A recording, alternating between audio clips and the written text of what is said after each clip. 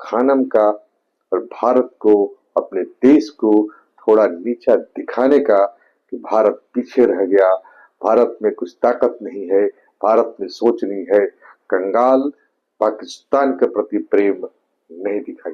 नमस्कार, मैं आनंद कृष्णा आज फिर एक विषय को लेकर आपके सामने उपस्थित हूं।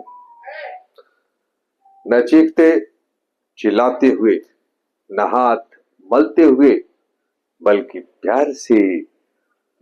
प्यार से खबर सुनाते हुए, न पक्ष में न विपक्ष में। आज हमने दो विषयों को चुना है और दो बड़े बड़े यूट्यूबर्स जो बड़े बड़े जर्नलिस्ट हैं और उनकी बातें हम करेंगे। एक है अभिशार जो कहते हैं कि ईरान अमेरिका पर भारी पड़ा, और दूसरा अरफा खानम सरवानी जो कहती है पाकिस्तान ने बाजी मारी। तो चलिए, उसके आगे बढ़ने से पहले आपसे रिक्वेस्ट कि आप हमारे चैनल पर नए हैं तो आप इसे प्लीज सब्सक्राइब करें, लाइक करें, शेयर करें, बेल आइकन को दबाएं ताकि आपको नोटिफिकेशन मिल सके। चलते हैं, सबसे पहले हम अरफा खानम सरवानी पर बात करेंगे। वो कहती है कि पाकिस्तान ने बाजी मारी, मतलब कि पाकिस्तान अब मीडिएटर का काम करेगा अमेरिका और ईरान के बीच में। ये कोई पुष्ट खबर नहीं है, ये हवा में उड़ती हुई खबर है, लेकिन इसको भी लेकर के बहुत बड़ा न्यूज बनाया गया है। तो पहले सुनते हैं अरफा खानम क्या कहती है।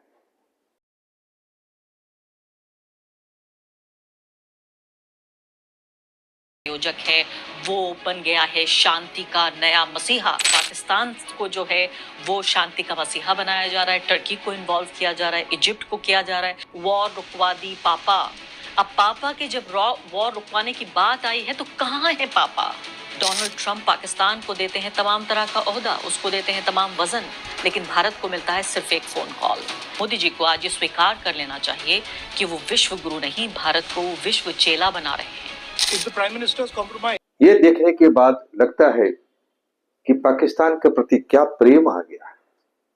पाकिस्तान इतना बड़ा साधु सन्यासी वाला देश हो गया है, एक आतंकवादी देश है, वो मौका परस्त देश है। हमारी फॉरेन मिनिस्टर ने ठीक ही कहा है, वो एक दलाल है। किस तरह से उसने अफगानिस्तान में उसका रोल था, दोनों तरह से रशिया के समय अमेरिका के साथ लड़ा, अमेरिका के समय किसी और के साथ लड़ा और अफगानिस्तान को बर्बाद कर दिया। ये कंट्री एक पूरी तरह से धंधेबाज कंट्री है और इस पर हम कोई विश्वास नहीं कर सकते।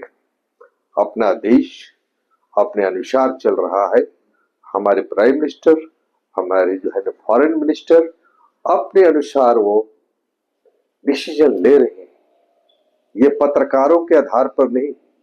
और इतना बड़ा प्रेम पाकिस्तान के तरफ मत दिखाइए कि हम भी आगे आगे बढ़ करके, अभी क्या होने वाला है, किसी ने कोई स्टेप लिया और फिर वो इंटरनेशनल मामला है। इंटरनेशनल मामला ये गली गुच्चे का मामला नहीं है। तो मुझे ये समझ में आया है कि ये जो टॉक्सिक विचार है अरफा खानम का और भारत को, अपने देश को थोड़ा नीचा दिखाने का कि भारत पीछे रह गया, भारत में कुछ ताकत नहीं है, भारत में सोच नहीं है, कंगाल पाकिस्तान के प्रति प्रेम नहीं दिखाई।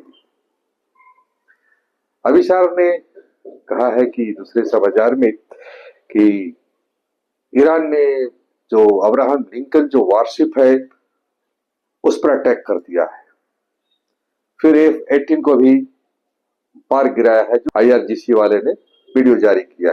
अरे अभिशार का वीडियो अपनी देखते हैं। हिमाकत बढ़ा रहा है और उसने देर रात USS एब्राहम लिंकन अमेरिका के जंगी जहाज पर हमला तक कर दिया। क्या हुआ उस हमले का, ये कुछ देर बाद मैं आपको बताने वाला हूं।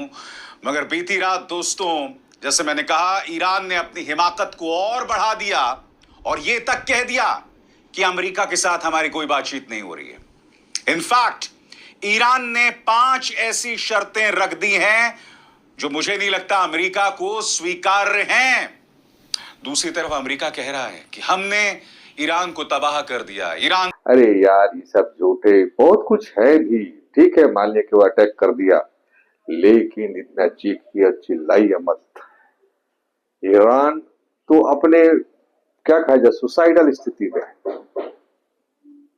सही है गलत है मुझे नहीं बोलना है, लेकिन अमेरिका और इजराइल जो उसको ठोक रहा है, इतनी जबरदस्त उसके ऊपर बमबारी हो रही है, मुझे नहीं लगता कि आप जो चीख चिल्ला रहे हो तो इस चीज को माना जाए।